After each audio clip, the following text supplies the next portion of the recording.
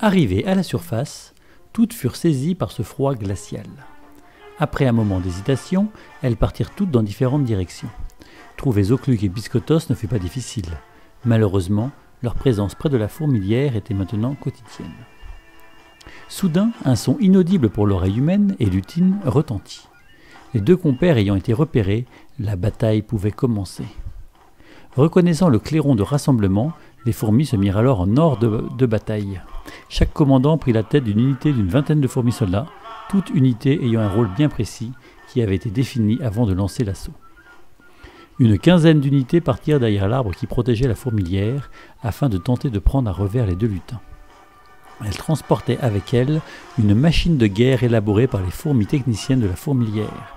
Il s'agissait d'une espèce de catapulte dans laquelle on pouvait charger des cailloux de la taille du poing d'un homme. Il fallait 5 fourmis pour transporter la catapulte, 10 fourmis pour charger le caillou et encore 5 autres pour armer et tirer. Une autre unité transportait des fils, tressés par les fourmis fileuses à partir de toiles d'araignée récupérées discrètement autour de la fourmilière. Ces cordages étaient entrelacés de telle sorte qu'ils étaient d'une solidité à toute épreuve, malgré leur extrême finesse. Pendant ce temps, les unités restantes, une petite dizaine, entreprirent de mettre en place le piège élaboré. « Je meurs de faim !» s'exclama Zocluc.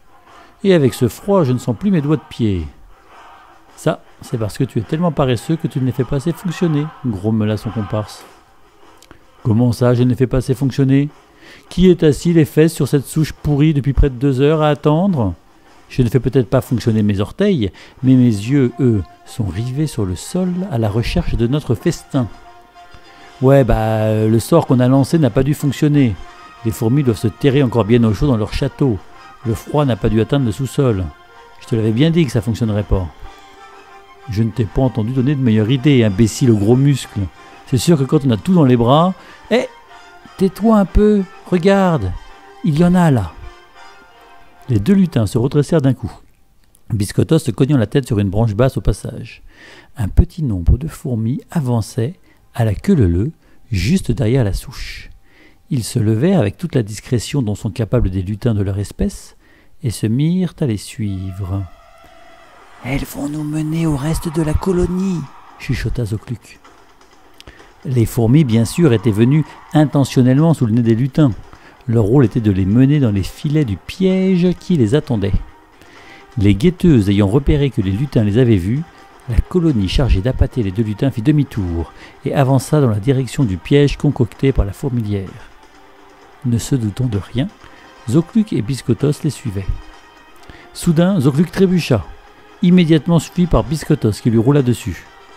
« Ah, mais pousse-toi de là, espèce de gros fainéant, tu m'écrases le bras !»« Regarde, mais regarde !» s'exclama Biscottos pour tous réponse, les yeux brillants. Dirigeant son regard là où pointait son compère, Zocluc aperçut toute une colonie de fourmis se précipitant vers eux. Les lutins s'imaginaient déjà le festin qu'ils feraient, pensant avoir enfin trouvé la fourmilière. Tout en essayant de se relever avec difficulté, ils s'exclamaient. « Tu vois ? Je t'avais bien dit que ce soir fonctionnait. C'est la meilleure, ma sœur, pour les sorts de climat. Aïe, mais pousse-toi donc là. Tu ne vois pas que tu marches sur ma main ? À cause de la maladresse propre à leur espèce, plus ils essayaient de se relever et plus ils s'en mêlaient les pinceaux. Les deux amis finirent en un tas de membres emberlificotés sur le sol.